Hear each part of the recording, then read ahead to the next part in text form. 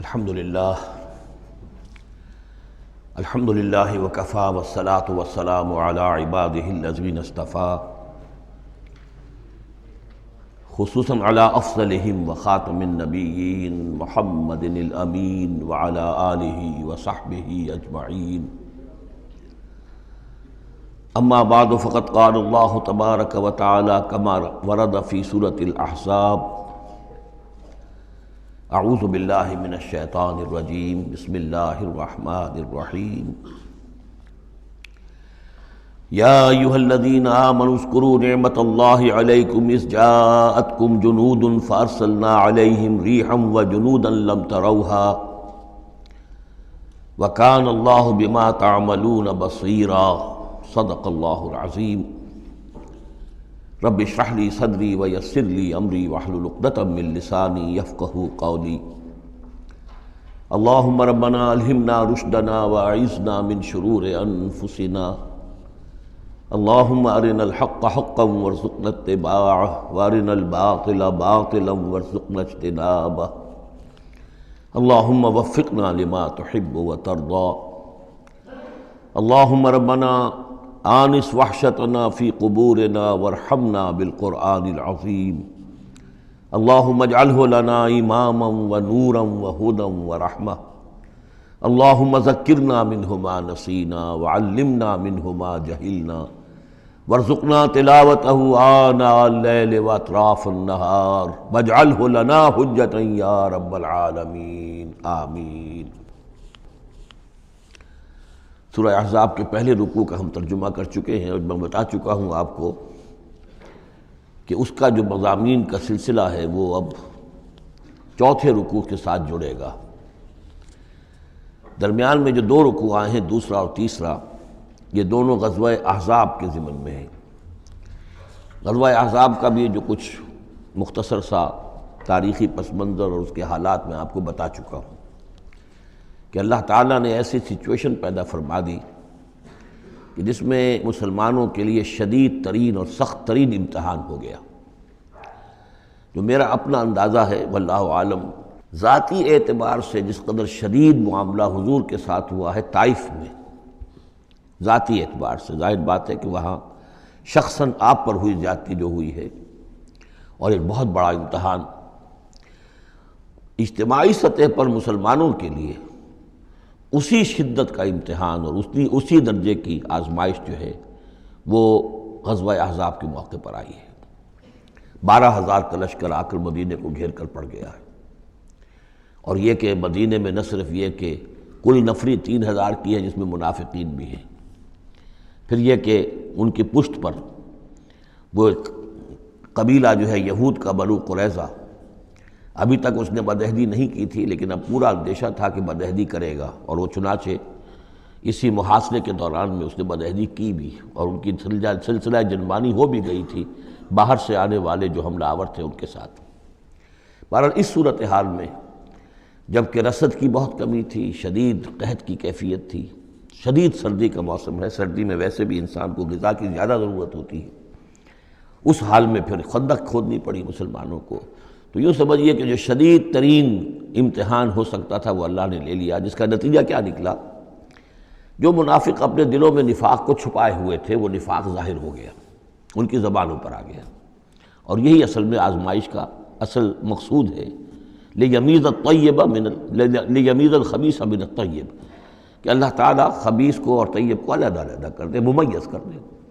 جیسا کہ سورہ عنکبوت کے ہم نے پہلے رکوع میں 2 مرتبہ وَلَيَعْلَمَنَّ اللَّهُ الَّذِينَ صَدَقُوا وَلَيَعْلَمَنَّ الْكَاذِبِينَ وَلَيَعْلَمَنَّ اللَّذِينَ آمَنُوا وَلَيَعْلَمَنَّ الْمُنَافِقِينَ۔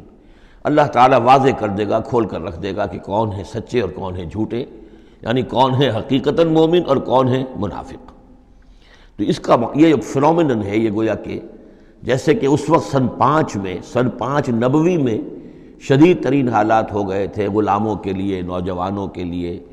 ظاہر بات ہے کہ حضور پر تو اس طرح کی دست درازی نہیں کر سکتے تھے مکے کے لوگ، لیکن غلام تھے یا نوجوان تھے، ان کے اوپر جو ہے جس شدید قسم کی آزمائش آ گئی تھی، اسی طرح کی گویا کہ آزمائش سن 5 نبوی میں یہ غزوہ احزاب کی شکل میں مدنی دور میں آ گئی ہے۔ یہ 5 ہجری ہے، وہ 5 نبوی۔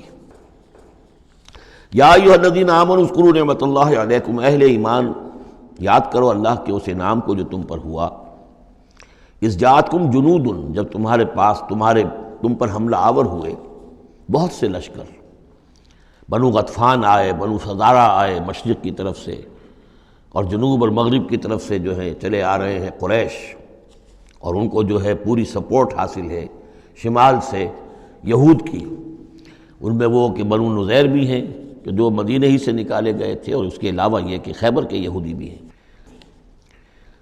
فارسلنا علیہم ریحًا، تو جب وہ لشکر آ گئے تم پر حملہ آور ہوئے تو ہم نے ان پر ایک آندھی بھیج دی، ایک تیز جھکڑ بھیج دیا، وجنودا لم تروہا، وہ آندھی تو تم نے بھی دیکھی کہ آندھی آئی ہے، لیکن یہ کہ اور لشکر بھی ہم نے اتارے تھے جو تم نے نہیں دیکھے، یعنی فرشتے۔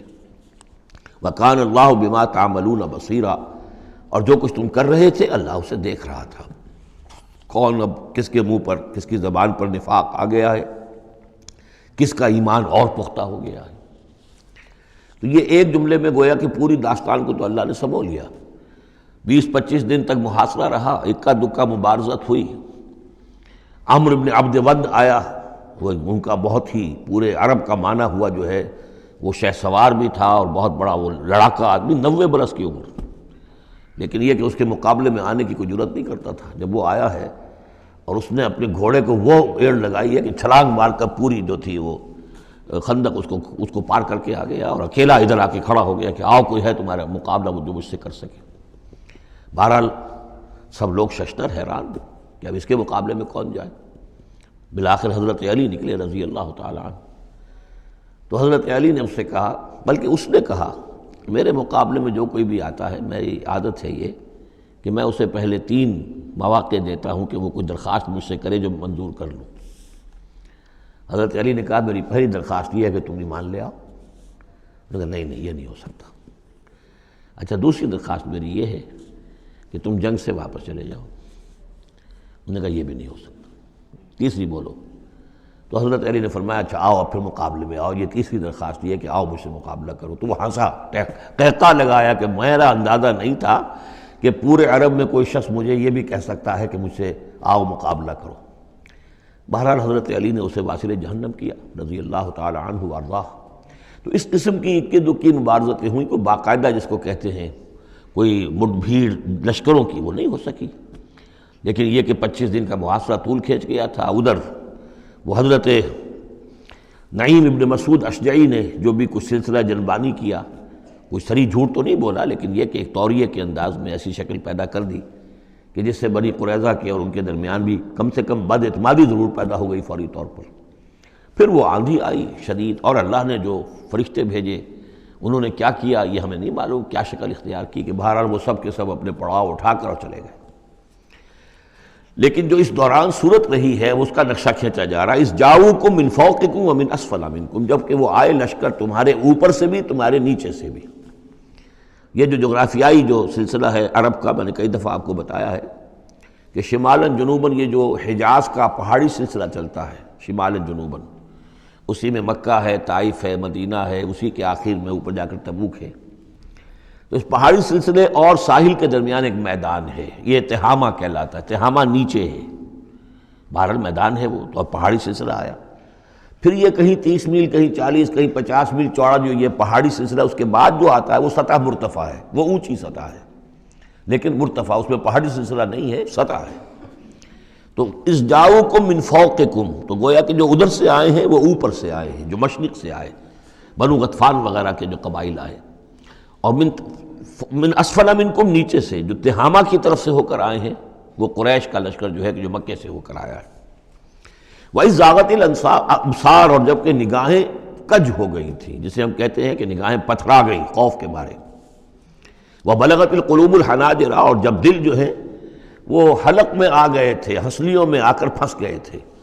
جب آدمی کے اوپر دہشت ہو تو اس طریقے سے معلوم ہوتا ہے، جسے ہم کہتے ہیں دل بلیوں اچھلنے لگا، تو معلوم ہوتا ہے جب دل کی دھڑکن تیز ہوتی ہے کہ شاید وہ نکل جائے گا یہاں سے۔ وَتَظُنُّونَ بِاللَّهِ الظُّنُونَ، اور تم پھر اللہ کے بارے میں بڑے طرح طرح کے گمان کر رہے تھے، اب دل میں تمہارے خیال آ رہے تھے۔ هُنَالِكَ ابْتُلِيَ الْمُؤْمِنُونَ، اس وقت اہل ایمان کا خوب امتحان لے لیا گیا، ابتلا خوب ہم نے کر لی، جانچ لیا، پرکھ لیا۔ وَزُلْزِلُوا زِلْزَالًا شَدِيدًا، اور وہ ہلا مارے گئے، جھنجھوڑ دیے گئے۔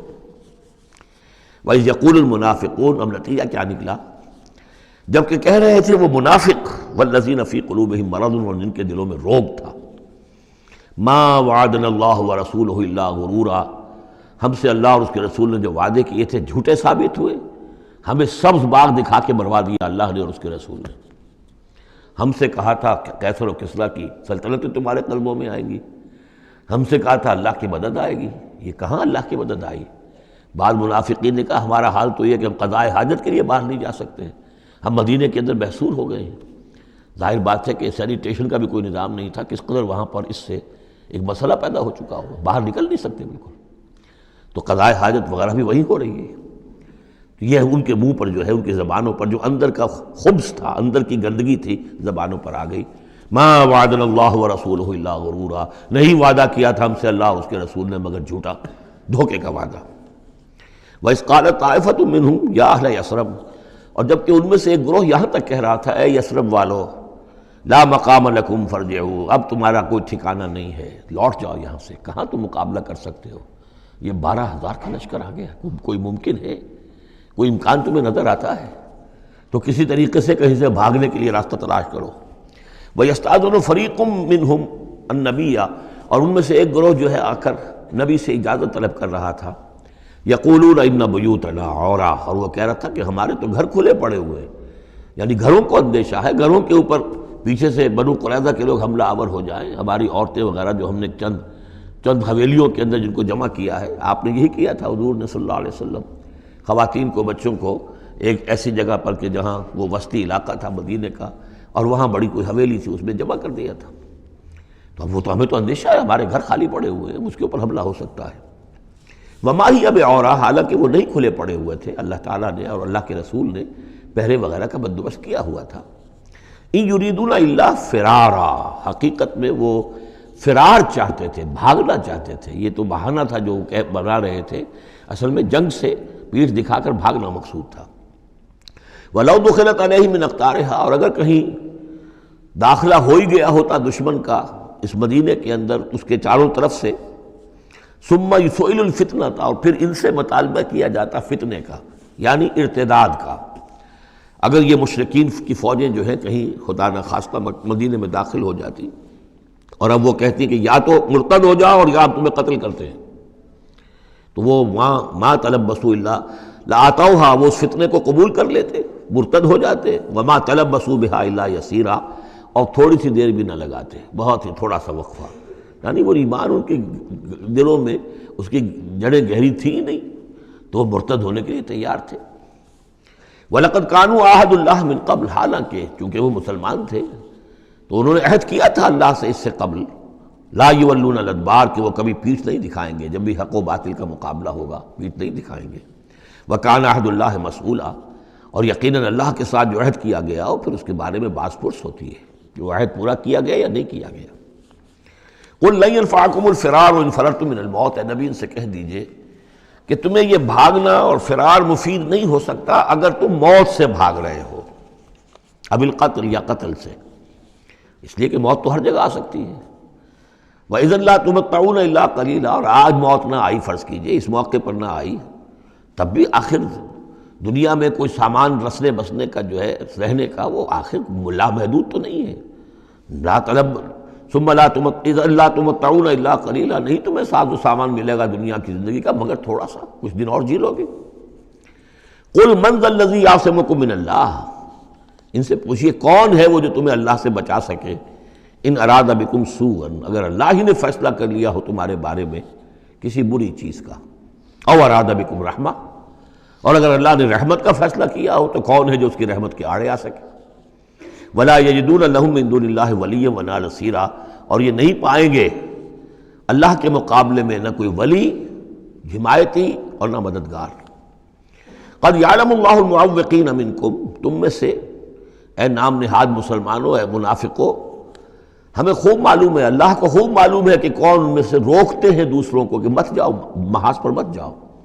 اب جیسا کہ میں بتا چکا ہوں کہ دو طرف تو حرات تھے، ادھر سے حفاظت تھی، پیچھے بنو قریظہ تھے، چونکہ وہ معاہد تھے، ان سے معاہدہ تو موجود تھا، لہذا اس اعتبار سے بظاہر وہ بھی محفوظ تھا، ادھر سے حملہ نہیں ہو سکتا تھا، اگرچہ اندیشہ ہر وقت تھا کہ کبھی وہ بھی دغا دیں تو پھر یہ ہے کہ چکی کے دو پارٹوں کے درمیان مسلمان آ جائیں گے۔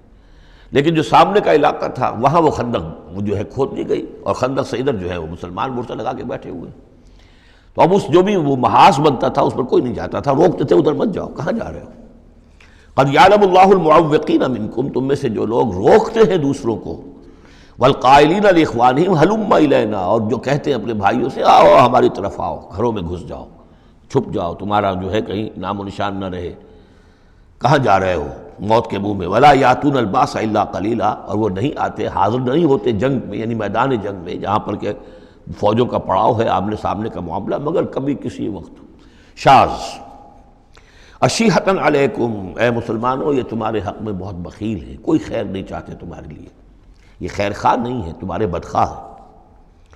فَإِذَا جَاءَ الْخَوْفُ رَأَيْتَهُمْ، اور جب خوف اگر چلا جائے، یہ لشکر چلے جائیں، یہ خوف کی کیفیت ختم ہو جائے، رأیتہم ينظرون، اذا جاء الخوف، جب خوف آتا ہے، خوف کی کیفیت پیدا ہو جاتی ہے، خوفناک صورتحال، رأیتہم ينظرون الیک، تو اے نبی آپ ان کو دیکھتے ہیں کہ آپ کی طرف ایسے دیکھ رہے ہوتے ہیں، تدور اعینہم کالذی یغشی علیہ من الموت، کہ ان کی آنکھیں ایسی پھرتی ہیں جیسے کہ اس شخص کی آنکھ پھرا کرتی ہے کہ جس پر موت کی غشی طاری ہو رہی ہو، کیونکہ اب مرحلہ آ گیا خطرے کا، پھر جنگ ہے، پھر جانا پڑے گا، پھر وہی ساری صورتحال، سارے اندیشے، سارے خطرات، تو گویا کہ ان کو موت کی غشی اور نزع کی کیفیت کی میں جو ہوتی ہے، آنکھیں جس طرح کے پتھرا جاتی ہیں یا پھرتی ہیں، اس طریقے سے تدور اعینہم کالذی یغشی علیہ من الموت۔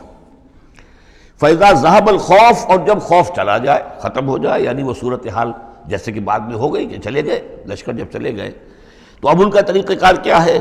وَإِذَا ذَهَبَ الْخَوْفُ سَلَقُوكُمْ بِأَلْسِنَةٍ حِدَادٍ، اب وہ تم پر پل پڑتے ہیں اپنی لوہے کی زبانوں کے ساتھ، یعنی زبانیں قینچیوں کی طرح چلنی شروع ہو جاتی ہیں، مسلمانوں پر تنقید بھی ہے، اپنے ایمان کا اظہار بھی ہے، چرب زبانی بھی ہے، تو حداد لوہے کی جیسے ان کی زبانیں لوہے کی ہوں، تو ہمارے محاورے میں قینچی کی طرح زبان کا چلنا۔ سلق جو ہے عربی محاورے میں، عربی لغت میں آتا ہے بسطن بقہر اما بالید او باللسان، کسی کے پر حملہ آور ہونا یا ہاتھ سے یا زبان سے۔ تو سلقوکم بالسنۃ حداد اشیۃ علی الخیر، اور پھر جو بھی کوئی مال غنیمت ہوگا اس کے اوپر یہ ایسے ہوں گے، جھکے پڑیں گے کہ مال سارا ہمیں ہی مل جائے۔ اولئک لم یؤمنوا، یہ وہ لوگ ہیں کہ جو حقیقتاً ایمان نہیں لائے۔ فاحبط اللہ اعمالہم، تو اے نبی انہوں نے اس کیفیت میں جو بھی کوئی نیکیاں کی ہیں، بظاہر نیکیاں، آپ کے امامت میں نمازیں بھی تو پڑھی ہیں نا انہوں نے، آخر مدینہ منورہ میں وہ نمازیں پڑھتے تھے منافق، کس کی امامت میں؟ محمد رسول اللہ کی امامت میں، کس مسجد میں؟ مسجد نبوی میں، لیکن ان کے سارے اعمال حبط ہو گئے۔ فاحبط اللہ اعمالہم، اللہ نے ان کے تمام اعمال اکارت کر دیے۔ وکان ذلک علی اللہ یسیرا، اور یہ چیز اللہ پر بہت آسان ہے۔ یحسبون الاحزاب لم یذهبوا، جبکہ جا چکے ہیں لشکر، ان کا حال یہ ہے کہ ان کے اوپر ابھی تک خوف طاری ہے، جیسے ہوتا ہے کہ کسی بڑے حادثے کے بعد بھی بہت دیر تک اعصاب کے اوپر جو ہے وہ ایک طرح کی کپ کپی طاری رہتی ہے، انسان کے سنسناہٹ سی رہتی ہے، اتنا بڑا حادثہ ہوا ہے۔ یحسبون الاحزاب لم یذهبوا، یہ سمجھتے ہیں کہ وہ گئے نہیں ہیں، کہیں ادھر چھپ گئے ہوں، کہیں پھر دوبارہ آ رہے ہوں، کہیں حملہ دوبارہ تو نہیں کر رہے ہیں، یہ کوئی ان کے ٹیکٹیکل موو تو نہیں تھی کہ ذرا پیچھے ہٹ کے پھر حملہ آور کریں۔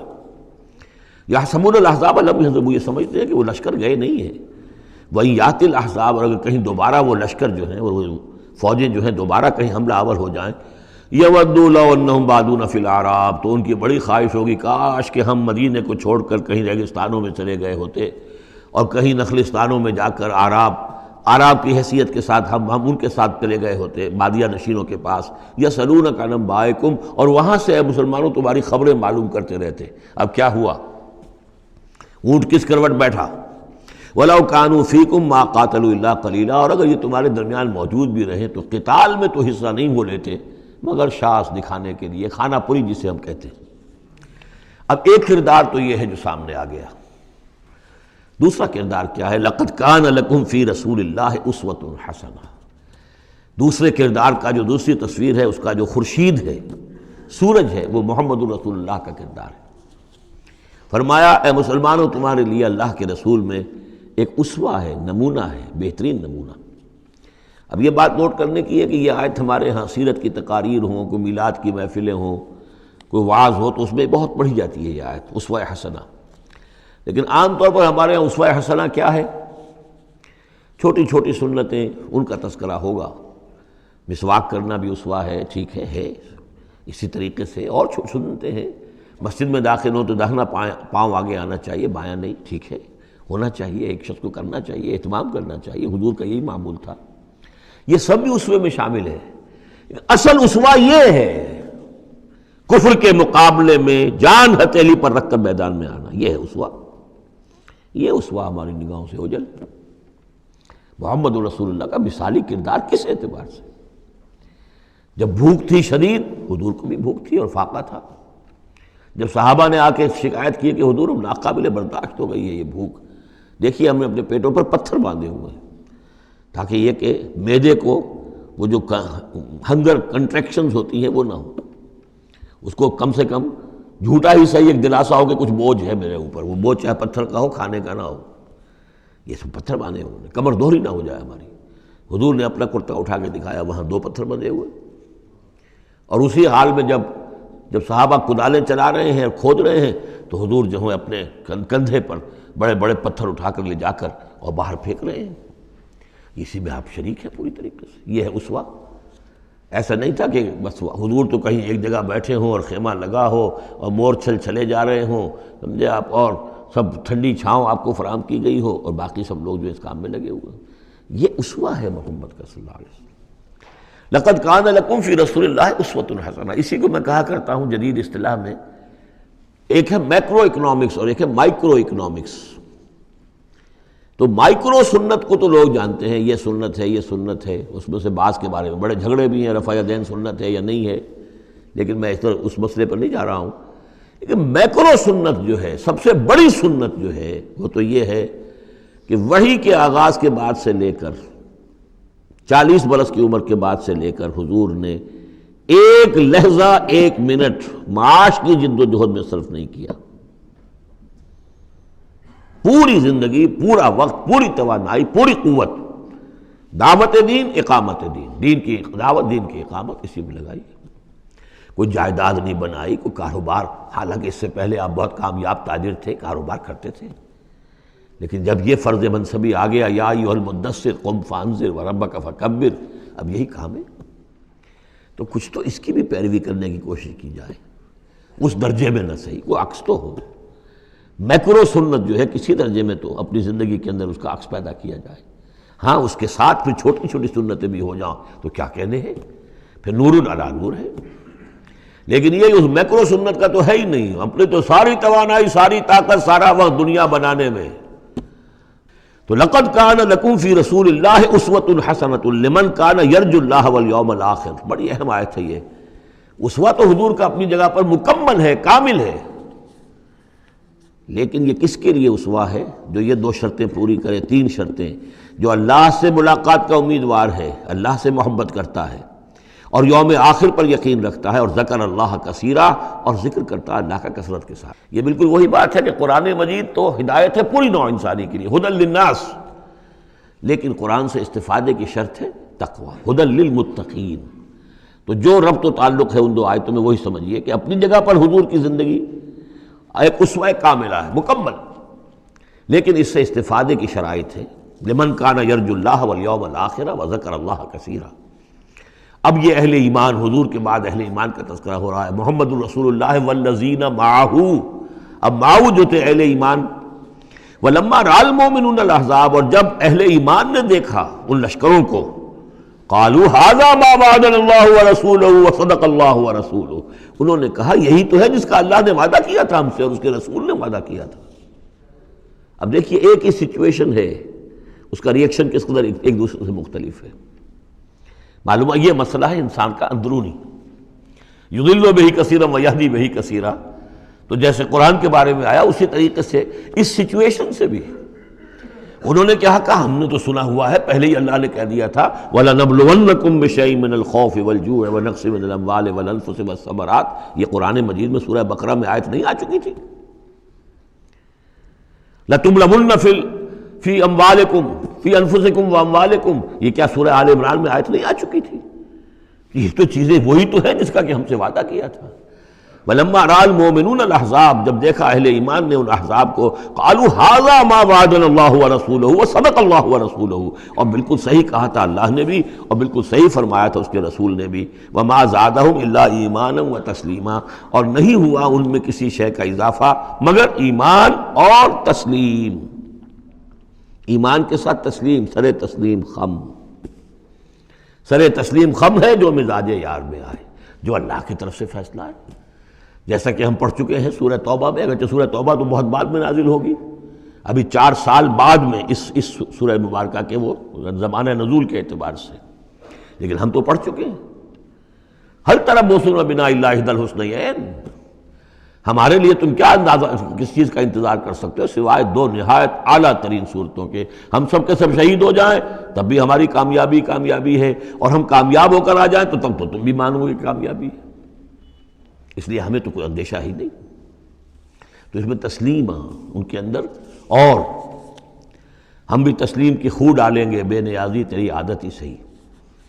من المؤمنین رجال صدقوا ما عاہدوا اللہ علیہ، ان اہل ایمان میں وہ جمع مرد لوگ ہیں رضی اللہ تعالی عنہم وارضاہم اجمعین، صدقوا ما عاہدوا اللہ علیہ، جنہوں نے سچا کر دکھایا وہ عہد جو انہوں نے اللہ سے کیا تھا، انہوں نے کہا تھا ہم اپنی جان اور مال حاضر ہے، ہم جنت کے عوض یہ سب کچھ دینے کو تیار ہیں، انہوں نے وہ عہد پورا کر دیا۔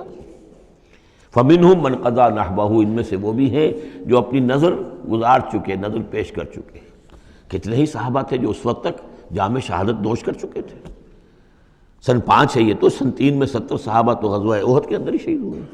فَمِنْهُمْ مَنْ قَضَى نَحْبَهُ، ان میں وہ بھی ہیں کہ جو اپنی نظر پیش کر چکے، وَمِنْهُمْ مَنْ يَنْتَظِرُ، اور باقی جو ہے وہ منتظر ہے کہ کب وقت آئے، یہ تو ہم انتظار میں ہیں کہ کب اللہ تعالیٰ ہمیں بھی شہادت کا درجہ دے، ہماری بھی شہادت قبول۔ وَلِلَّهِ مَا فِي السَّمَاوَاتِ وَمَا فِي الْأَرْضِ، وبال دوش ہے سر جس میں ناتواں پہ مگر لگا رکھا ہے تیرے خنجر و ثنا کے لیے، ہم تو اللہ منتظر ہیں کہ کب ہماری باری آ جائے۔ فَمِنْهُمْ مَنْ قَضَى نَحْبَهُ وَمِنْهُمْ مَنْ يَنْتَظِرُ وَمَا بَدَّلُوا تَبْدِيلًا، اور انہوں نے ہرگز تبدیلی کوئی نہیں کی، جو انہوں نے عہد اللہ سے کیا سر منہ اس میں فرق نہیں آنے دیا۔ لِيَجْزِيَ اللَّهُ الصَّادِقِينَ بِصِدْقِهِمْ، تاکہ اللہ تعالیٰ سچوں کو ان کی سچائی کا پورا بدلہ دے۔ وَيُعَذِّبَ الْمُنَافِقِينَ إِن شَاءَ أَوْ يَتُوبَ عَلَيْهِمْ، اور ان منافقوں کو چاہے تو ان پر عذاب بھیج دے، اور چاہے تو ابھی ان کی توبہ قبول کر لے، انہیں توبہ کا موقع دے دے۔ یہ میں بتا چکا ہوں کہ آخری جو فیصلہ ہوا وہ جب کہ غزوہ تبوک کا معاملہ ہوا ہے، پھر آخری فیصلے ہوئے ہیں۔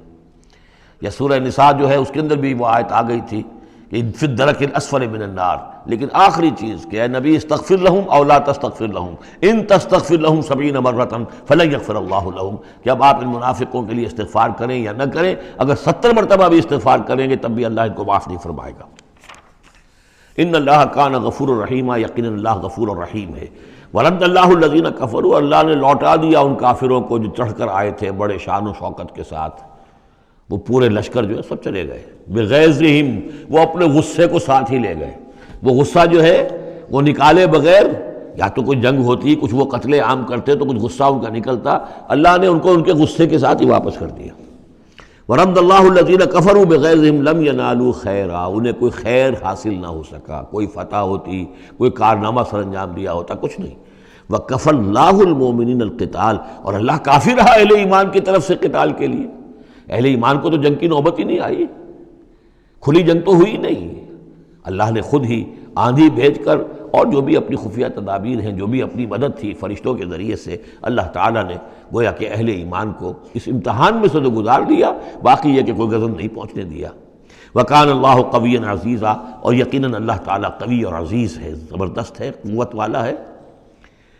وَأَنزَلَ الَّذِينَ ظَاهَرُوهُمْ، اب یہ دوسرا ہے، اس کا جو ضمیمہ ہے غزوہ احزاب کا، وہ غزوہ بنی قریظہ ہے۔ روایات میں آتا ہے کہ حضور نے غزوہ، جب یہ لشکر چلے گئے، غزوہ احزاب ختم ہو گیا تو آ کر واپس گھر آ کر اپنے ہتھیار وغیرہ اتارے، زرہ اتاری، تو حضرت جبرائیل آئے کہ آپ نے ہتھیار اتار دی، ہم نے تو ابھی اتارے نہیں ہیں، ابھی بنو قریظہ کو کیفر کردار تک پہنچانا ہے، انہوں نے جو غداری کی اس موقع پر، اپنے عہد کو توڑا ہے، اس کی سزا انہیں دینی ہے۔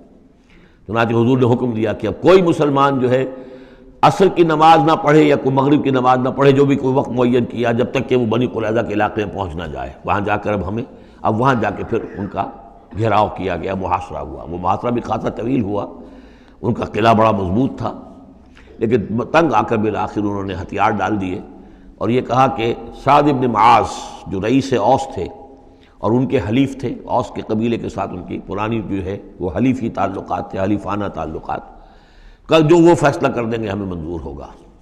تو حضرت سعد بن معاذ رضی اللہ تعالیٰ عنہ، جو تورات میں فیصلہ لکھا ہوا ہے بد عہدی کا، کہ کوئی قوم اگر تمہارے ساتھ بد عہدی کرے اور اس کے بعد اللہ تمہیں اس پر فتح دے دے تو کیا کرو، اس کے مطابق فیصلہ سنایا کہ ان کے جتنے جوان ہیں اس قبیلے کے جو جنگ کرنے کے قابل ہیں ان کو قتل کر دیا جائے، اور باقی جو ان کے بوڑھے ہوں یا اور ہوں، مرد ہوں، بچے ہوں، عورتیں ہوں، ان کو جو ہے غلام بنا لیا جائے، ان کا سارا مال ضبط ہو جائے گا۔ تو بدترین سزا جو ہے ان تین قبیلوں میں سے، جن میں سے ایک قبیلہ تھا بنی قینقاع کا، ایک تھا بنو نذیر، یہ دونوں تو صرف جلا وطن ہوئے ہیں، لیکن بدترین سزا پھر ان کو دی گئی ہے۔ وَأَنزَلَ الَّذِينَ ظَاهَرُوهُم مِّنْ أَهْلِ الْكِتَابِ، اور اللہ نے اتار لیا ان کو کہ جنہوں نے گٹھ جوڑ کیا تھا ان کے ساتھ، کافروں کے ساتھ، مشرکین کے ساتھ اہل کتاب میں سے، من صیاصیہم، ان کے قلعوں سے۔ قلعوں میں تو تھے، گڑھیاں تھیں ان کی، لیکن اس سے پھر اتر آئے، ہتھیار ڈال دیے۔ وَقَذَفَ فِي قُلُوبِهِمُ الرُّعْبَ، اور اللہ نے ان کے دلوں میں رعب ڈال دیا۔ فریقاً تقتلون، تو اب تم ان میں سے کچھ کو تم قتل کر رہے ہو، وتاسرون فریقا، اور کچھ کو تم نے اسیر بنا لیا ہے اور قیدی بنا لیا ہے حضرت سعد بن معاذ کے فیصلے کے مطابق۔ وَأَوْرَثَكُمْ أَرْضَهُمْ وَدِيَارَهُمْ، اللہ نے تمہیں وارث بنا دیا ان کی زمینوں کا بھی اور ان کے مکانوں کا، گھروں کا، ان کے قلعوں کا، وَأَمْوَالَهُمْ، اور ان کے اموال کا، وَأَرْضًا لَّن تَطَئُوهَا، اور ابھی بہت سی زمینیں ہیں جن پہ ابھی تمہارے قدم نہیں گئے، اللہ تعالیٰ تمہیں وہ دے گا۔ چنانچہ اس کے بعد اللہ نے فتح دینی جو شروع کی ہے۔ غزوہ احزاب جو ہے در حقیقت یہ ایک ٹرننگ پوائنٹ تھا حضور کی سیرت کے اندر، اس لیے کہ اس کے بعد حضور نے کہہ بھی دیا تھا غزوہ احزاب کے بعد، صحابہ کو خوشخبری دے دی تھی، لن تغزوکم قریش بعد عامکم ھذا، مسلمانوں اس سال کے بعد اب قریش تم پر دوبارہ حملہ آور نہیں ہوں گے۔ ان کی آخری اٹیمپٹ تھی جو انہوں نے کر لی ہے، اب ان میں ہمت نہیں ہوگی کہ وہ دوبارہ چڑھائی کر کے آئیں، وَلَكِنَّكُمْ تَغْزُونَهُمْ، بلکہ اب تم چڑھائی کرو گے۔ وہ چڑھائی اگلے ہی سال سن 6 میں حضور نے کی، لیکن حضور نے کس طرح کی چڑھائی کی کہ عمرے کے لیے جا رہے ہیں ہم، تو ہتھیار نہیں ہے، ہتھیار بند ہے، احرام باندھا ہوا ہے۔ اب ایک ایسی سچویشن پیدا ہوئی مکے والوں کے لیے، نہ وہ نگلا جائے نہ اگلا جائے، کہ ان کی پرانی روایات ہیں یہ کہ کسی کو بھی عمرے کے لیے، حج کے لیے کوئی آئے اسے نہیں روک سکتے، لیکن مسلمانوں کو کیسے آنے دیں، اور روکیں تو کیسے روکیں؟ بالآخر انہوں نے فیصلہ کیا ہم کسی ضرورت نہیں آنے دیں گے۔ ادھر حضور نے پھر جو ہے بیعت لے لی کہ اب یہاں سے ہم کوئی بھی زندہ نہیں جائے گا، سب جانے یہیں دے دیں گے۔ بیعت علی الموت، بیعت رضوان جو ہوئی اس موقع پر، وہ بیعت علی الموت تھی، یہیں پر جانے دے دیں گے۔ اس کی خبریں وہاں پہنچی تو ان کے چھکے چھوٹ گئے۔ بہرحال پھر صلح ہوئی، جس صلح کو کہا ہے اللہ تعالیٰ نے انا فتحنا لک فتحا مبینا، تو فتح کا جو ہے دروازہ کھل گیا ہے غزوہ احزاب کے فوراً بعد، اور اسی کی طرف اشارہ ہے وہ ارضا لم تطئوہا، ابھی بہت سی زمینیں جن پر ہے مسلمانوں تمہارے قدم نہیں پہنچے، تمہارے قدم نہیں پہنچے، ابھی تم نے گھوڑے نہیں دوڑائے ہیں، ابھی وہ تو زمینیں اب کہاں سے کہاں تک آپ سمجھیے کہ 30 سال کے اندر اندر کہاں سے کہاں تک مسلمانوں کی حکومت ہو گئی۔ تو وہ سارا اشارہ اس میں ہے، خاص طور پہ خیبر سن 7 میں یہودیوں کا گڑھ پتہ ہو گیا۔ وَكَانَ اللَّهُ عَلَىٰ كُلِّ شَيْءٍ قَدِيرًا، اور اللہ تعالیٰ ہر چیز پر قادر ہے۔ اب یہاں سے وہ مضمون شروع ہو رہا ہے کہ جو پہلے رکوع میں تھا، کچھ جو مجلسی اصلاحات ہیں، یوں سمجھیے کہ ان کی پہلی قسط وہ ہے جو سورہ احزاب میں آ رہی ہے۔ 5ویں سال عرب میں پردے کا رواج نہیں تھا، چادر کا رواج تھا، مرد بھی عورت بھی، باہر جب نکلتا تھا تو ایک لمبی سی چادر لے کر، لیکن یہ کہ مردوں کے صرف کندھے پر وہ پڑی ہوتی تھی، عورتیں یہ ضرور تھا کہ اسے اپنا تقریباً پورے جسم میں وہ لپیٹ لیتی تھی اس میں، لیکن چہرے کا کچھ نہیں، سر پہ کچھ نہیں، سر پر اگر ہو گیا ورنہ چہرہ کھلا۔ یہ وہاں کے رواج تھے، گھروں میں بے دھڑک جا رہے ہیں آ رہے ہیں، اور جو بھی تھا وہاں پر جو صورتحال تھی۔ اب اس میں جو تدریجاً اصلاح کی گئی، تو پہلی بات جو سمجھنے کی ہے وہ یہ ہے کہ اصلاح کا آغاز ہوا، چیریٹی بگنز ایٹ ہوم، نبی کے گھر سے آغاز کیا گیا، اور نبی کی بیویوں کو سب سے پہلے مخاطب کیا گیا۔ اس لیے کہ یہاں سے اس کا آغاز ہوگا، اور اس میں ایک بڑا لطیف نکتہ یہ ہے کہ حضور صلی اللہ علیہ وسلم جو اسوہ حسنہ ہے کامل، تو مردوں کے لیے تو کامل اسوہ حسنہ ہے حضور صلی اللہ علیہ وسلم، باپ کی حیثیت سے، بیٹے کی حیثیت سے، داماد کی حیثیت سے، خسر کی حیثیت سے، قاضی القضات کی حیثیت سے، سپہ سالار کی حیثیت سے، ہیڈ آف دی اسٹیٹ کی حیثیت سے، امام کی حیثیت سے، خطیب کی حیثیت سے، معلم کی حیثیت سے، مربی اور مزکی کی حیثیت سے، جتنی حیثیتیں آپ گن سکتے ہیں حضور کی سیرت میں اسوہ موجود ہے۔ ایک پہلو سے اسوے میں کمی ہے، اور وہ کمی کیا ہے؟ عورتوں کے جو خاص نسوانی معاملات ہوتے ہیں اس میں تو حضور اسوہ نہیں بن سکتے، حضور تو مرد ہیں، تو عورتوں کی زندگی کا ایک حصہ ہے کہ نہیں؟ تو عورتوں کے لیے اسوہ کون ہے؟ وہ آپ کے ازواج مطہرات کو اسوہ بنایا جا رہا ہے۔ اس لیے اصلاح کا عمل ان سے شروع کیا گیا، اور ان کو گویا کہ کہہ دیا گیا کہ تم اگر نیکی کرو گی دوہرا اجر پاؤ گی۔ کیوں؟ کہ تمہیں تو دیکھ کر تمام مسلمان خواتین نے جو ہے تمہارے نقش قدم کی پیروی کرنی ہے، اور خدا نے خواستہ تم نے کوئی غلط حرکت کی تو تمہیں دوہری سزا ملے گی، اس لیے کہ تم تو ان کے لیے اب اسوہ ہو۔ تو گویا کہ اسی سورہ مبارکہ میں حضور کے بارے میں آیت آئی ہے لَقَدْ كَانَ لَكُمْ فِي رَسُولِ اللَّهِ أُسْوَةٌ حَسَنَةٌ، لیکن حضور کے اس اسوے میں جو ایک پہلو سے کمی ہے کہ خواتین کے لیے ان کے جو مخصوص نسوانی معاملات ہیں ان کے لیے حضور کی شخصیت میں اسوہ نہیں ہے، اس خلا کو پر کیا ہے ازواج مطہرات کے ذریعے سے۔ یا ایھا النبی قل لازواجک، اے نبی کہہ دیجئے اپنی بیویوں سے، ان کنتن تردن الحیاۃ الدنیا وزینتہا فتعالین امتعکن واسرحکن سراحا جمیلا۔ یہ واقعہ ایلا ہے۔ اب آپ کو معلوم ہے کہ جب مسلمانوں کے ہاں اب خوشحالی آ گئی، اب فتح کا دور شروع ہو گیا، مال غنیمت بھی آیا ہے، تو عام مسلمانوں کے گھر میں خوشحالی ہو گئی، تو ازواج مطہرات برمنائے طب بشری ان کی طرف سے بھی ایک تقاضا آیا کہ اب ہمارا بھی نفقہ، ہمارا خرچہ کچھ بڑھایا جائے۔ اس مطالبے کو حضور نے اتنا ناپسند کیا کہ قسم کھا لی کہ 1 مہینے تک میں گھر میں کسی گھر میں نہیں جاؤں گا، کسی اپنی اہلیہ محترمہ سے ملاقات نہیں کروں گا، اور مسجد کے ساتھ ہی ایک بالا خانہ سا تھا، اس میں آپ نے اپنا جو ہے وہ قیام کر لیا، تو ایک طوفان مچ گیا مدینے میں۔ اب حضرت ابوبکر کی بیٹی حضرت عائشہ حضور کے گھر میں ہے، حضرت عمر کی بیٹی حضرت حفصہ حضور کے گھر میں ہے کہ اب یہ کیا ہو رہا ہے، کیا ان کو طلاق ہو جائے گی، کیا ہوگا، حضور نے کیا فیصلہ کر لیا ہے؟ اس کو ایلا کہتے ہیں، کچھ عرصے کے لیے بیویوں سے قطع تعلق کر لینا، اور یہ سورہ الذین یولون من نسائہم اس کا حکم جو ہے وہ آ چکا ہے، 4 مہینے سے زیادہ کی اجازت نہیں ہے۔ لیکن یہ کہ بہرحال یہ جب حضور نے کیا تو اس کے بعد پھر یہ آیات نازل ہوئیں کہ اے نبی اب آپ صاف 2 آپشنز رکھ دیجئے اپنی ازواج کے سامنے۔ اگر تو انہیں دنیا چاہیے تو وہ خود آیات ہی میں دیکھ لیجئے، ان کنتن تردن الحیات الدنیا، کہ اگر تو تم چاہتی ہو دنیا کی زندگی، اس کی زیبائش اور آرائش، وزینتہا فتعالین، آؤ امتعکن، میں تمہیں مال و متاع دے دوں گا، واسرحکن سراحا جمیلا، پھر میں اپنے گھر سے تمہیں رخصت کر دوں گا خوبصورتی کے ساتھ، لیکن یہ کہ پھر تم میرے گھر میں نہیں رہ سکتے، پھر میں اپنے ہاتھ سے تمہیں رخصت کر دوں گا۔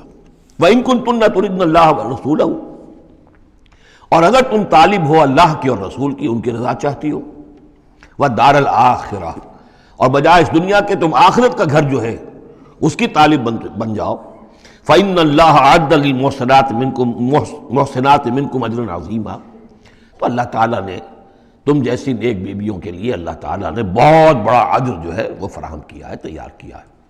یعنی اب آپشن تمہارا ہے، اگر دنیا کی آسائش چاہیے تو آؤ، فیصلہ کر لو، چوز کر لو، چوائس از یورس، میں تمہیں مال و متاع دے کر اپنے گھر سے رخصت کر دوں گا خوبصورتی کے ساتھ، اور اگر میرے ہاں رہنا ہے تو پھر تو یہی ہے، فقر ہے، فاقہ ہے، جو اختیاری فقر تھا آپ کا۔ اور اس میں ظاہر بات واقعہ یہی ہے کہ جب یہ بات رکھی گئی سب سے پہلے حضرت عائشہ نے کہا میں تو اللہ اور اس کے رسول کو منتخب کرتی ہوں، اور ایک ایک کر کے تمام ازواج نے یہ کہا، اپنے تمام مطالبات سے وہ دستبردار ہو گئی، اور پوری زندگی اس طرح گزری ہے کہ کبھی 2 وقت جو ہے چولہا گرم نہیں ہوا ہے محمد کے گھر میں صلی اللہ علیہ، کسی بھی گھر میں، کسی بھی زوجہ محترمہ کے گھر میں۔ یا نساء النبی من یات منکن بفاحشۃ مبینۃ، اے نبی کی بیویوں، اگر خدا نخواستہ بالفرض تم میں سے کسی کی طرف سے کسی کھلی بے حیائی کا ارتکاب ہوا، یضاعف لها العذاب ضعفین، اسے عذاب دیا جائے گا دگنا، وکان ذلک علی اللہ یسیرا، اور یہ اللہ پر بہت آسان ہے، یہ نہ سمجھنا نبی کی بیویاں تو نبی ہمیں بچا لے گا، اسی لیے قرآن مجید میں بار بار آتا ہے حضرت نوح کی بیوی، حضرت لوط کی بیوی، حضرت لوط کی بیوی کا ذکر بہت زیادہ آیا ہے۔ نبی بھی اپنی بیوی کو نہیں بچا سکتا، اگر اس کا اپنا کردار غلط ہے، اس کا اپنا جو رویہ ہے صحیح نہیں ہے، اگر اس ایمان اور عمل صالح سے محروم ہے تو کچھ نہیں۔ چنانچہ حضور نے ایک مرتبہ اپنے قریبی گھرانے کی جو خواتین تھیں ان کو بٹھایا اور ایک ایک کا نام لے لے کر کہا ہے، یا فاطمہ بنت محمد صلی اللہ علیہ وسلم انقذی نفسک من النار فانی لا املک لک من اللہ شیئا، اے فاطمہ محمد کی بیٹی خود اپنے آپ کو آگ سے بچاؤ، نکالو اپنے آپ کو آگ سے اپنے عمل سے، اس لیے کہ مجھے اللہ کے ہاں کوئی اختیار تمہارے بارے میں حاصل نہیں ہوگا۔ اگر فاطمہ کے بارے میں نہیں تو پھر کس کے بارے میں؟ یا صفیہ امت رسول اللہ، اے صفیہ اللہ کے رسول کی پھوپھی، انقذی نفسک من النار فانی لا املک لک من اللہ شیئا، اپنے آپ کو جہنم کی آگ سے بچانے کی کوشش کرو، اس سے نکالو اپنے آپ کو، اور میں قیامت کے دن میں اللہ کے محاسبے کے وقت میں تمہارے کام نہیں آ سکوں گا۔ وَمَن يَقْنُتْ مِنْكُنَّ لِلَّهِ وَرَسُولِهِ، تو اب جو کوئی بھی تم میں سے اللہ اور اس کے رسول کی اطاعت پر کاربند ہو جائے، فرما برداری اختیار کرے، وَتَعْمَلْ صَالِحًا، اور نیک عمل کرے، نُؤْتِهَا أَجْرَهَا مَرَّتَيْن، تو اسے ہم اس کا اجر بھی دیں گے دوہرا۔ غلطی کرو گی تو سزا دگنی، اور صحیح طرز عمل ہوگا ایمان اور عمل صالح والا تو اجر بھی تمہارا دگنا ہوگا۔ اعتدنا لہا رزقا کریما، اور اس کے لیے اللہ تعالیٰ نے ہم نے بہت ہی رزق کریم باعزت روزی کا اہتمام جنات کے اندر کیا ہوا ہے۔ یا نساء نبی لستن کاحد من النساء، اے نبی کی بیویوں تم عام عورتوں کے مانند نہیں ہو، تم نبی کی بیویاں ہو۔ یہاں اس کو سمجھ لیجیے، مراد کیا ہے کہ تمہیں اسوہ بننا ہے امت کی تمام خواتین کے لیے تا قیام قیامت۔ لستن کاحد من النساء، اب پہلی ہدایت یہ دی گئی ان اتقیتن فلا تخضعن بالقول۔ اب ظاہر بات ہے وہ پہلی یوں سمجھیے کہ جو میں معاشرے کا نقشہ میں کھینچ چکا ہوں، تو لوگ آتے تھے گفتگو کرتے تھے بے دھڑک۔ پہلی بات تو یہ آپ نے فرمائی کہ اگر تم تقویٰ دل میں رکھو اور لوگوں سے بات کرتے ہوئے اپنی آواز میں لوچ پیدا نہ کرو، نرمی پیدا نہ کرو۔ ظاہر بات ہے عورت کی آواز اس کے اندر مرد کے لیے کشش ہے، اور اگر کہیں طرح اس میں لوچ بھی ہو تو اگر کسی کے دل میں کوئی خباثت ہے، کوئی گندگی ہے، منافق بھی تو اسی معاشرے میں تھے نا، اور وہ تو کوئی موقع نہیں جانے دینا چاہتے تھے کوئی سکینڈلز اٹھانے کا حضور کے خلاف اگر ہو جائے۔ سورہ نور میں ہم پڑھ چکے ہیں کہ حضرت عائشہ تک پر توبت لگ گئی۔ تو یہ کہ اگر فیطمع الذی فی قلبہ مرض، کہ کہیں تم تو اپنی شرافت اور مروت کی وجہ سے نرم انداز میں بات کرو، اور جس کے دل میں کوئی روگ ہے، منافقت کا روگ ہے، بیماری ہے، وہ کوئی اور ہی امید لگا لے کہ شاید ان کی کوئی توقع، شاید میں یعنی یہاں پہ اگر کوئی محنت کروں، کوشش کروں تو شاید میری دال گل جائے، کسی بری نیت اور ارادے کو دل میں پال لے۔ وَقُلْنَ قَوْلًا مَعْرُوفًا، بات کرو بڑی معروف انداز میں، لیکن انداز جو ہے اس میں وہ سختی کا ہونا چاہیے، بجائے اس کے کہ اس کے اندر وہ نرمی ہو اور شیرینی ہو۔ وَقَرْنَ فِي بُيُوتِكُنَّ، دوسری ہدایت اپنے گھروں کے اندر قرار پکڑو، تمہارا اصل مقام جو ہے وہ گھر ہے۔ اب یہ اصول دیے جا رہے ہیں، یعنی سمجھیے کہ یہ اصلاحات جو ہو رہی ہیں، مخلوط معاشرہ نہیں ہے اسلامی معاشرہ، عورت کا اصل مقام اس کا گھر ہے، ماں کی حیثیت سے، بہن کی حیثیت سے، بیٹی کی حیثیت سے، بیوی کی حیثیت، گھر کے اندر۔ وَقَرْنَ فِي بُيُوتِكُنَّ وَلَا تَبَرَّجْنَ تَبَرُّجَ الْجَاهِلِيَّةِ الْأُولَىٰ، اور مت نکلو باہر بن سور کر جیسے کہ جاہلیت اولیٰ میں رواج تھا۔ جاہلیت، پچھلی جاہلیت جو تھی اسلام کے آنے سے پہلے، جو تہذیب، جو کلچر وہاں تھا، وہ طریقتکم المثلیٰ، وہ بھی کہتے ہوں گے کہ ہمارا بڑا مثالی کلچر ہے یہ، اس کلچر کو اب چھوڑو۔ اور یہ جو بند سمر کر باہر نکلنے والی بات ہے کہ تبرج کہتے ہیں کہ نمایاں ہونا، یعنی عورت اگر بناؤ سگار کر کے نکلتی ہے مردوں میں تو کیا چاہتی ہے؟ وہ چاہتی ہے کہ لوگوں کی نگاہیں میری طرف اٹھے، میں توجہات کا مرکز بن جاؤں۔ یہ کام اب چھوڑ دو بالکل، اگر خدا نے خواستہ کہیں ہے بھی کسی کا کوئی پس منظر میں، تو اس کی دوسری ہدایت یہ ہے گھروں میں قرار پکڑو، گھروں میں رہو، گھروں میں بیٹھو۔ وَقَرْنَ فِي بُيُوتِكُنَّ وَلَا تَبَرَّجْنَ تَبَرُّجَ الْجَاهِلِيَّةِ الْأُولَىٰ وَأَقِمْنَ الصَّلَاةَ وَآتِينَ الزَّكَاةَ وَأَطِعْنَ اللَّهَ وَرَسُولَهُ، اور نماز قائم کرو اور زکوٰۃ ادا کرو اور اللہ کی اور اس کے رسول کی اطاعت پر کاربند رہو۔ انما یرید اللہ لیذھب عنکم الرجس اہل البیت ویطہرکم تطہیرا، اے نبی کے گھر والوں، یا اہل البیت اب آ گیا یہاں پہ، نبی کے گھر والوں، اس سے پہلے ہم پڑھ چکے ہیں یہ اہل البیت حضرت سارہ کو خطاب کیا تھا فرشتوں نے کہ سلام ہو آپ کو اے نبی کے گھر والوں اہل البیت، اور یہاں ساری گفتگو جو ہو رہی ہے وہ حضور کے ازواج سے ہو رہی ہے۔ تو اہل بیت اصلاً ہیں حضور کی ازواج مطہرات۔ البتہ یہ ہم مانتے ہیں کہ حدیث ہے، حضور نے یہ چاہا ہے، جو آپ کو محبت تھی حضرت فاطمہ سے، حضرت علی سے اور حضرات حسنین سے رضی اللہ تعالیٰ عنہم، آپ نے فرمایا اللہم ہؤلاء اہل بیتی، اے اللہ یہ بھی میرے اہل بیت ہیں۔ بس یہاں پر بھی کا اضافہ کر لیجئے، کوئی حرج نہیں۔ اصل اہل بیت ازواج مطہرات ہیں، لیکن اے اللہ یہ بھی میرے اہل بیت ہیں۔ تو فرمایا اے نبی کے گھر والوں، یعنی اے نبی کی بیویوں، اللہ تعالیٰ یہ چاہتا ہے کہ تم سے ہر نوع کی برائی کو، گندگی کو بالکل دور کر کے تمہیں پاک اور صاف کر دے، یطہرکم تطہیرا، پوری طرح پاک اور صاف کر دے۔ کیوں؟ تمہیں اسوہ بننا ہے، تمہیں نمونہ بننا ہے۔ نمونہ تو بے داغ ہونا چاہیے، جیسے محمد رسول اللہ صلی اللہ علیہ وسلم کی شخصیت ہے، آئیڈیل پرسنالٹی، آئیڈیل، تو آئیڈیل تو بے داغ ہونا چاہیے۔ اسی طریقے سے تم جس مقام پر ہو کہ اب خواتین امت کے لیے، پوری امت مسلمہ کی عورتوں کے لیے تمہیں اسوہ بننا ہے۔ وَاذْكُرْنَ مَا يُتْلَىٰ فِي بُيُوتِكُنَّ، اور ذرا یاد کیا کرو جو کچھ کے تلاوت کی جاتی ہے تمہارے گھروں میں، من آیات اللہ، اللہ کی آیات میں سے تمہارے گھروں میں وہی اترتی ہے، محمد رسول اللہ صلی اللہ علیہ وسلم۔ بلکہ ایک خاص جو مقام ہے حضرت عائشہ کا، وہ تو حضور نے فرمایا ہے کہ کسی اور میری بیوی کے لحاف میں، جبکہ ایک ہی لحاف میں حضور بھی تھے اور حضرت عائشہ بھی تھی، تو مجھ پر وہی نازل نہیں ہوئی سوائے عائشہ کے لحاف کے۔ لحاف کے اندر بھی وہی نازل ہو رہی ہے، وہ تو دل پہ نازل ہوتی تھی، اس کے اندر تو کوئی دروازے نہیں کھولنے پڑتے تھے کہ حضرت جبریل آئے دروازہ کھولو پھر وہی لے کر آئے ہیں۔ وہ تو یہ کہ فرشتہ ہے اور دل پر نازل کر رہا ہے۔ تو فرمایا کہ تمہارے گھروں میں اللہ کی آیات کی تلاوت کی جا رہی ہے، والحکمہ، اور نبی کی زبان مبارک سے جو احادیث ہیں جو آپ بیان کر رہے ہیں، سب سے بڑھ کر تو تمہارے سامنے آ رہی ہے حکمت نبوی، یعنی وہ جو بھی وحی خفی ہے اس کا بھی سب سے بڑھ کر تمہارے سامنے جو ہے چرچا ہو رہا ہے۔ ان اللہ کان لطیفا خبیرا، یقین اللہ تعالیٰ بہت باریک بین ہے اور باخبر ہے۔ اب وہ آیت آ گئی ہے، آیت نمبر 35، جس کا میں نے تذکرہ کیا تھا، سورہ نور کی آیت نمبر 35، وہ ہے حقیقت ایمان پر۔ اللہ نور السماوات والارض مثل نورہ کمشکاۃ فیہا مصباح، المصباح فی زجاجہ، الزجاجۃ کأنہا کوکب دری یوقد من شجرۃ مبارکۃ زیتونۃ لا شرقیۃ ولا غربیہ یکاد زیتھا یضیء ولو لم تمسسہ نار نور علی نور یہدی اللہ لنورہ من یشاء ویضرب اللہ الامثال للناس واللہ بکل شیء علیم۔ یہ ایک آیت ہے، بڑی آیت ہے، ایمان کی ماہیت، ایمان کی حقیقت، ایمان کے اجزاء ترکیبی۔ اب اس ایمان کا ظہور جو انسانی شخصیت میں ہوتا ہے، اور اس کو اب یہاں پہ 10 صفات جو ہے گنوائی گئی ہیں، لیکن چونکہ یہاں پہ اس سورہ مبارکہ کا بھی اور سورہ نور کا بھی، جیسا کہ ان دونوں کا مضمون یہ ہے کہ وہ جو معاشرتی اصلاح اور ان میں خواتین جو ہیں ان کے مسائل کو خاص طور پہ لایا جا رہا ہے، تو عام طور پر تو قرآن میں یہ ہے کہ جو حکم بھی ہے وہ مذکر کے صیغے میں آ جاتا ہے، مردوں سے خطاب کر کے، لیکن عورتیں بھی اس کی مخاطب ہیں۔ اسے برسبیل تغلیب کہتے ہیں، قاعدہ ہے کہ بظاہر خطاب ہے اقیم الصلاۃ، مذکر کا صیغہ ہے، لیکن یہ خطاب جو ہے یہ عورتوں سے بھی ہے، اللہ یہ کہ ابھی ہم نے پڑھا اقمنا الصلاۃ، یہ یہاں مؤنث کے اس میں بھی آ گیا، لیکن عام طور پر قرآن میں جو آیا ہے وہ تو مذکر کا صیغہ ہے۔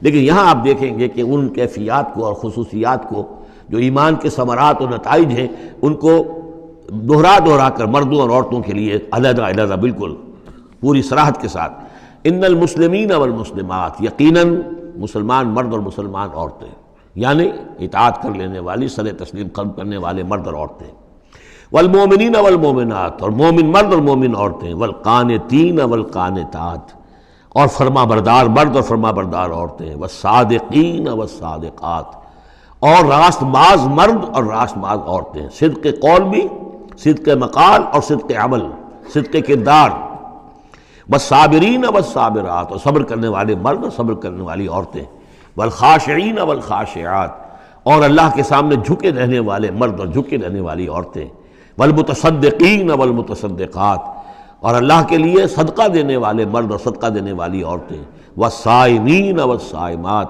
اور روزہ رکھنے والے مرد اور روزہ رکھنے والی عورتیں، والحافظین فروجہم والحافظات، اور اپنے شرمگاہوں کی حفاظت کرنے والے مرد اور اپنی شرمگاہوں کی حفاظت کرنے والی عورتیں، والذاکرین اللہ کثیرا والذاکرات، اور کثرت کے ساتھ اللہ کا ذکر کرنے والے مرد اور ذکر کرنے والی عورتیں، اعد اللہ لہم مغفرۃ واجرا عظیما، اللہ تعالیٰ نے ان سب کے لیے مغفرت اور بہت بڑا اجر تیار کر رکھا ہے۔ اللہم ربنا اجعلنا منہم، اللہم ربنا اجعلنا منہم۔ اب وہ مسئلہ آ رہا ہے کہ جس کی تمہید ہوئی تھی پہلے رکوع میں، حضرت زینب رضی اللہ تعالیٰ عنہ سے حضور کی شادی کا معاملہ، اور اس سے پہلے حضور کے کہنے کی وجہ سے حضرت زینب کا نکاح جو حضرت زید ابن حارثہ سے ہوا، پھر زید ابن حارثہ رضی اللہ تعالیٰ عنہ نے جو ان کو طلاق دینی چاہی، پھر حضور کے دل میں جو یہ خیال ہوا کہ میں نے پہلے تو حکم دے کر نکاح پر مجبور کیا، اب اگر یہ داغ لگ جاتا ہے زینب کو تو گویا کہ پھر تو ایک ہی شکل رہ جائے گی اس کی دل جوئی کی، تلافی کی، کہ میں خود نکاح کروں۔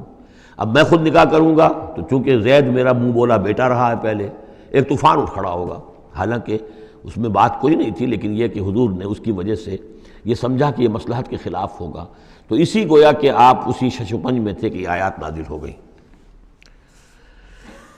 پہلی آیت میں تذکرہ ہے اس کا کہ جو حضور کے کہنے کی بنا پر حضرت زینب اور ان کے بھائی آمادہ ہوئے نکاح پر، ورنہ وہ آمادہ نہیں تھے زید بن حارثہ سے نکاح پر۔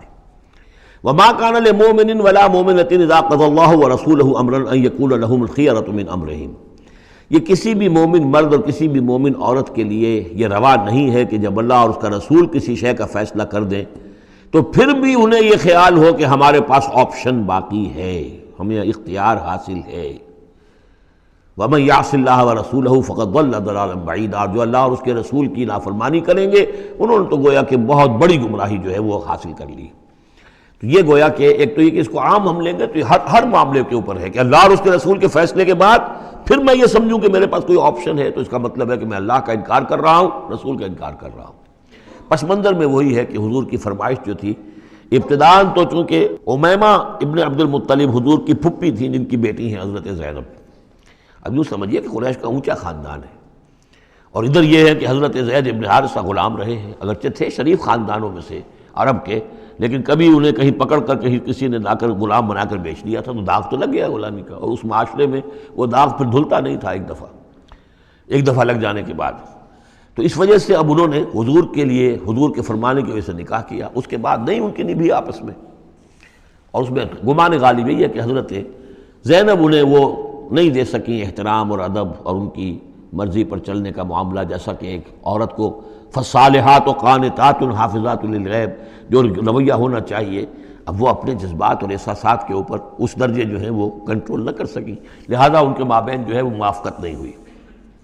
تو حضرت زید نے کئی دفعہ کہا کہ حضور میں پھر ان کو فارغ کر دینا چاہتا ہوں، طلاق دینا چاہتا ہوں۔ اذ تقول للذی انعم اللہ علیہ وانعمت علیہ امسک علیک زوجک، اے نبی جب آپ کہتے تھے اب اس شخص سے کہ جس پر اللہ نے بھی انعام فرمایا اور آپ نے بھی انعام فرمایا، آپ نے اسے آزاد کر دیا، اپنا منہ بولا بیٹا بنایا تھا، یہ دوسری بات ہے کہ اللہ نے وہ بات ختم کر دی، یہ تو زید ابن محمد کہلاتا تھا، اب یہ زید ابن حارثہ رہ گیا دوبارہ۔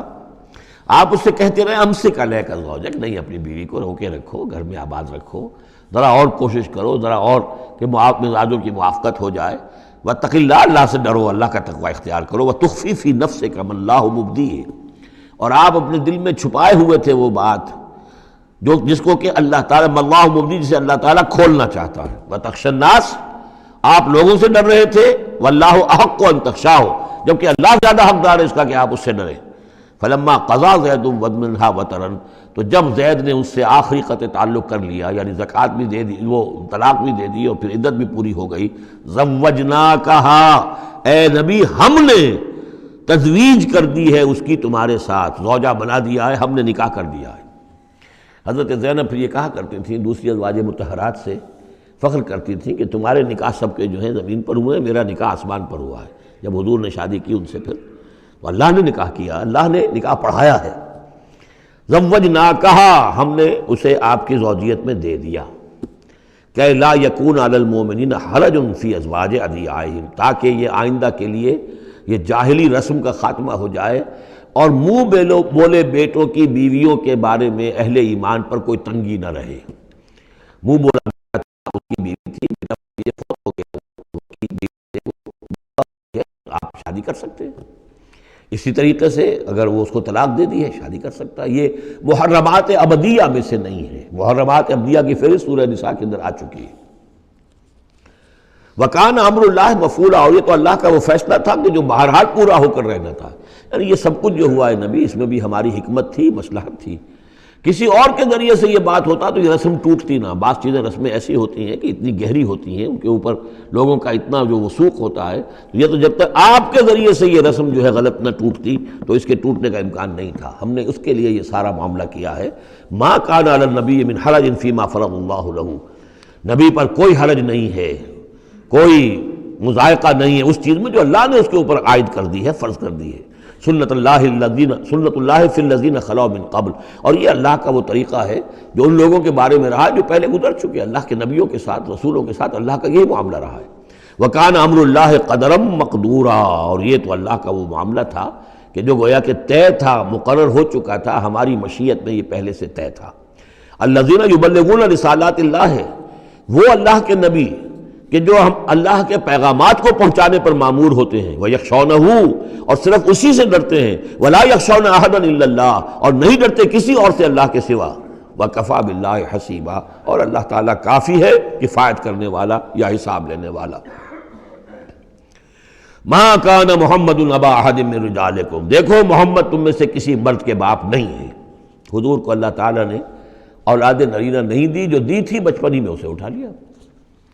آخری عمر میں بھی یوں سمجھیے کہ حضرت ماریہ قبطیہ، ان کے بطن سے حضرت ابراہیم کی ولادت ہوئی ہے. اور یہ ایک عجیب مسئلہ ہے کہ حضرت ابراہیم کے عقد میں یا آپ کے نکاح میں آئیں ہاجرہ، وہ بھی مصر کی تھیں جن سے اسماعیل کی ولادت ہوئی.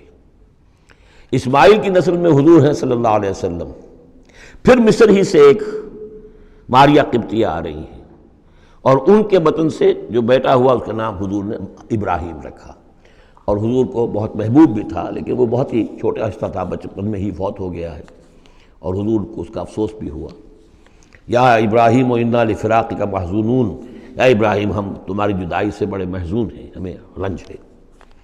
بہرحال ما کان محمد ابا احد من رجالکم، تمہارے مردوں میں سے کسی کے باپ نہیں ہے. یہ زید ابن حارثہ کے باپ نہیں ہے. زید ابن حارثہ منہ بولا بیٹا تھا. اب جب کہ ہم نے حکم نازل کر دیا ہے اب وہ سارا سلسلہ منقطع ہو گیا. ولیکن رسول اللہ و خاتم النبیین، بلکہ یہ اللہ کے رسول ہیں اور نبیوں کی مہر ہیں. اب نبوت ختم ہو رہی ہے ان پر، اب کوئی نبی آنے والا نہیں. لہذا جتنی بھی رسومات جاہلیت کی تھیں اگر ان کے ذریعے سے وہ ختم نہ ہو تو پھر کس کے ذریعے سے ختم ہوگی؟ یہ ہے اس میں جو دلیل مضمر ہے کہ یہ جو کڑوا گھونٹ ہے محمد صلی اللہ علیہ وسلم تو آپ کو کرنا ہی تھا، اس لیے کہ یہ جاہلانہ رسمیں جو ہیں اگر آپ اس کے اندر یہ اقدام نہ کرتے اور آپ نے اپنے منہ بولے بیٹے کی بیوی سے اگر شادی نہ کی ہوتی تو یہ رسم ختم نہیں ہو سکتی تھی. اور یہی بات بتائی جا رہی ہے لوگوں کو، ما کان محمد ابا احد من رجالکم ولکن رسول اللہ و خاتم النبیین، وہ تو اللہ کے رسول ہیں اور خاتم النبیین. اب اس میں ایک بڑا باریک نقطہ ہے، وہ نوٹ کر لیجئے. رسالت حضور کی دائم و قائم ہے، چل رہی ہے ابھی تک. فرق صرف یہ ہے کہ اس وقت تک براہ راست آپ بنفس نفیس اپنی رسالت کے فرائض ادا کر رہے تھے، اب بائی پروکسی ہے، اب امت کے ذریعے سے ہے. جو بھی آپ کے امتی ہیں، جو بھی دین کے خادم ہیں، جو بھی قرآن کے پیغام کو پہنچا رہے ہیں، جہاں جہاں تک پہنچا رہے ہیں وہ رسالت محمدی کا پیغام پہنچ رہا ہے. رسالت محمد کی ہے صلی اللہ علیہ وسلم. جیسے کہ ہم نے سورہ انعام میں آیت پڑھی تھی، اوحی الی ھذا القرآن لانذرکم بہ ومن بلغ، اے نبی ان سے کہہ دیجئے یہ قرآن مجھ پر وحی کیا گیا ہے تاکہ اس کے ذریعے سے میں تمہیں بھی خبردار کر دوں اور جسے بھی یہ قرآن پہنچ جائے. اسی لیے امت کو آپ ہدایت دے کر گئے تھے، فَلْيُبَلِّغِ الشَّاهِدُ الْغَائِبَ، اب یہ تمہارا کام ہے اس قرآن کی تبلیغ کرو اور پہنچاؤ، جو بھی یہاں نہیں ہے ان تک پہنچاؤ. تو گویا کہ رسالت محمدی ختم نہیں ہوئی ہے، رسالت محمدی تو چل رہی ہے. لہذا ختم کا لفظ جو آیا ہے وہ رسالت کے ساتھ نہیں آیا، نبوت کے ساتھ آیا. نبوت ختم ہو گئی جب وحی کا دروازہ بند ہو گیا، نبوت ختم ہو گئی. نبوت محمدی آپ کی ذات کے ساتھ تھی، وہ جیسے ہی آپ کی ذات جو ہے وہ اس دنیا سے اس نے پردہ کیا، اس کے ساتھ ہی آپ کی وہ نبوت کا دروازہ بند ہو گیا. لیکن رسالت محمدی وہ تو دائم و قائم ہے. اسی لیے یہاں دیکھیے ولیکن رسول اللہ ہے وخاتم النبیین، آپ تو اللہ کے رسول ہیں اور دائم ہیں اور قائم ہیں، اور خاتم النبیین ہیں اور نبیوں کی مہر ہیں. وکان اللہ بکل شیء علیما، اور یقیناً اللہ تو ہر چیز کا علم رکھنے والا ہے. بارک اللہ لی ولکم فی القرآن العظیم ونفعنی وإیاکم بالآیات والذکر الحکیم.